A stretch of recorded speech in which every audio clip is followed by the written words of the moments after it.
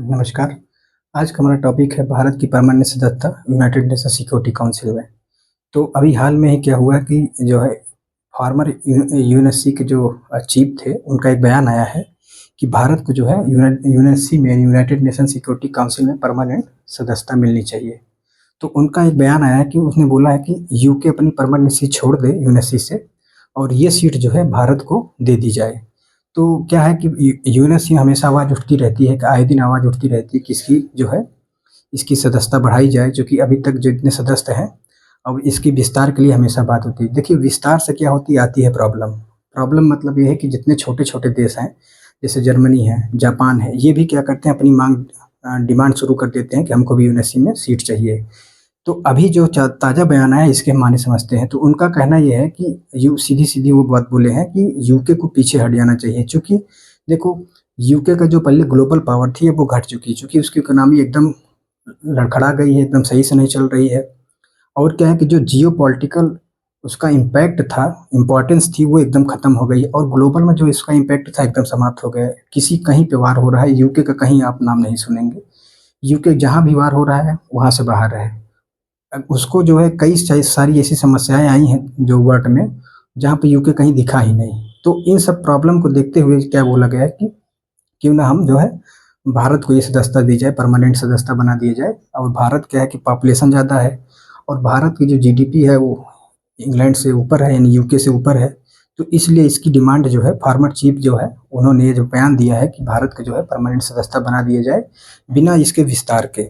तो हम समझते हैं यूएनएससी में स्थायी और अस्थायी सदस्य कैसे होते हैं। तो यूएनएससी में 2 प्रकार के सदस्य होते हैं। उसमें एक होता है स्थायी, एक होते हैं स्थायी स्थायी सदस्य। स्थायी सदस्य में है जैसे यूके, यूएसए, रसिया, फ्रांस फ्रांस और चाइना। ये होते हैं स्थायी सदस्य। इनको P5 भी बोला जाता है। इनको P5 बोला जाता है और इनको परमानेंट सदस्य बोलते हैं। और एक होते हैं अस्थायी सदस्य। अस्थायी सदस्य, अस्थायी सदस्य क्या होते हैं कि ये होते हैं 10।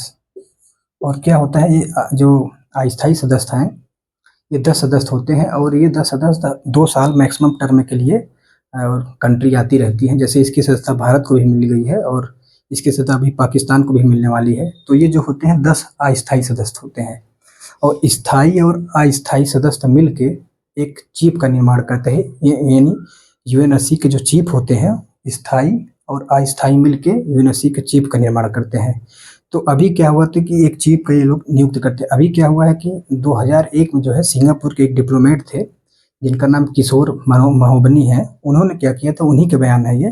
तो उन्होंने ये बयान दिया था कि क्या कहते हैं कि भारत को जो है जो सदस्यता है परमानेंट की मिल जानी चाहिए और यूके को जो है यहाँ से अपना सदस्यता आगे कर देना चाहिए, मतलब भारत के पक्ष में।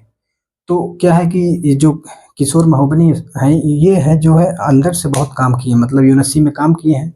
तो ये इसकी अंदरूनी बातों को समझते हैं यूएनएससी की। तो उनका कहना ये है कि कुछ देश जो है खाली परमानेंट सदस्यता लेके उसको खाली सीट को घेर के बैठे हैं और कोई काम नहीं करते हैं।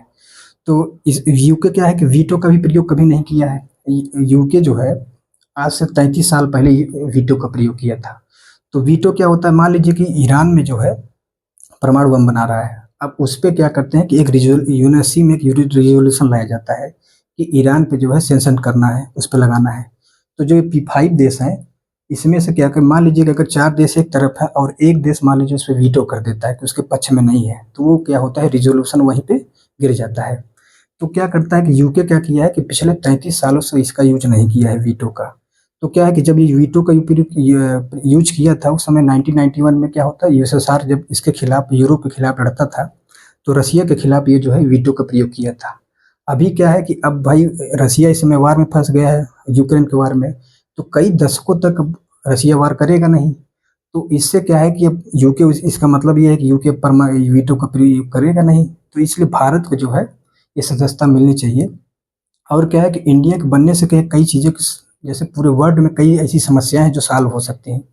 जैसे अफ्रीकन कंट्री का आवाज़ उठाने के लिए अफ्रीका से कोई देश नहीं है P5 में। और क्या है कि जैसे मान लीजिए कभी कहीं पे वार होता है तो उसमें क्या होता है कि भारत की जो है अभी मध्यस्थता के लिए हमेशा भारत का नाम लिया जाता है। तो अगर हमारे पास एक P5 में अगर हमको सदस्यता मिल जाएगी तो उससे कई चीज़ें भारत की तरफ से सॉल्व हो सकती हैं।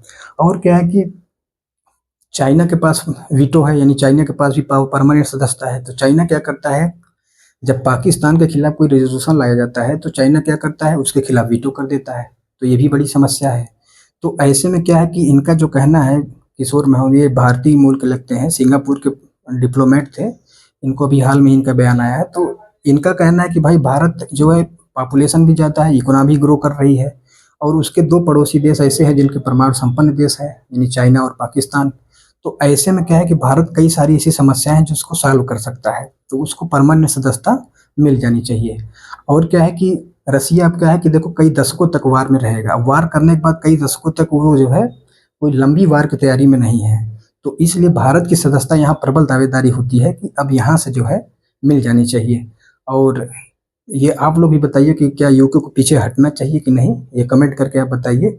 और भारत को परमानेंट सदस्यता मिल जाने से कई सारे चीज़ें फ़ायदा होगी। जैसे हम लोग विश्व गुरु की सपना देख रहे हैं, अगर हम लीगली तरीके से अगर परमानेंट सदस्य बन जाएंगे तो हम लोग वैसे ही विश्व गुरु बन जाएंगे, अगर P5 के सदस्य बन जाएंगे। तो यहीं तक है। तो भारत को उम्मीद है कि कई सारे देश इसको मिलकर सपोर्ट करें और P5 का सदस्य भारत भी बन जाए। धन्यवाद।